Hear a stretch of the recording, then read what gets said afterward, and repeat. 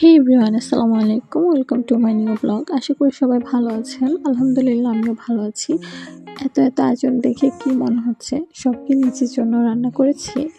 একদমই না।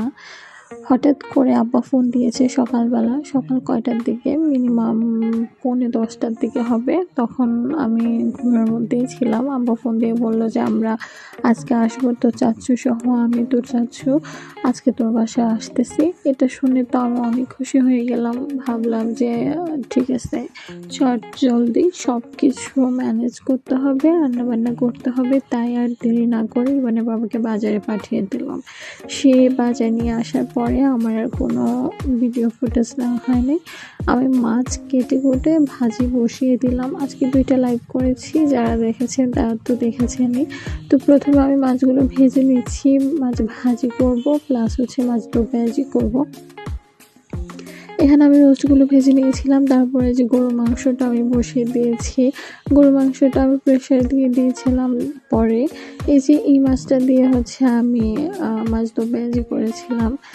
এরপরে আমি রোস্টগুলো চিকেন ভেজে নিয়েছিলাম। চিকেন ভেজে তারপর চিকেন রোস্ট বসিয়ে দিয়েছি।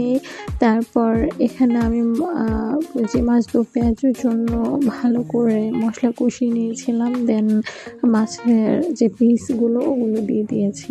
তো এভাবে আমি একের পর এক নন স্টপ কাজ করেছি আজকে, মানে কোনো বিশ্রাম ছাড়া, কোনো বিরাম ছাড়া নন স্টপ করেছি। কারণ একে তো জুমার দিন, সময় খুবই কম। তারপরে আব্বা বলেছে আমাকে লেট করে।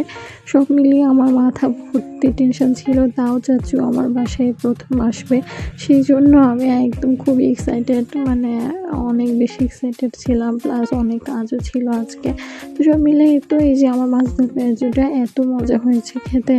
দেন লাস্টলি সবাই দই খেয়েছে, মিষ্টি খেয়েছে, ফল ফ্রুটস খেয়েছে। ওগুলো ফুটেজে নেওয়া হয়নি। আমি জাস্ট চা দিয়েছি সবাইকে। আব্বা বললো শুধু চাই খাবে। এটা আমার সিম্পল আয়োজন। এখানে আমি ভর্তা করেছি, রোস্ট পোলাও করেছি, সালাদ করেছি, গরুর মাংস, মুরগির মাংস, 2 রকমের মাছ, পোলাও। এই ছিল আমার আজকের সিম্পল আয়োজন আমার আব্বার জন্য আর চাচুর জন্য। কেমন লেগেছে আমার আজকে ব্লগটা অবশ্যই জানাবেন। আল্লাহ হাফেজ, সবাই ভালো থাকবেন, সুস্থ থাকবেন।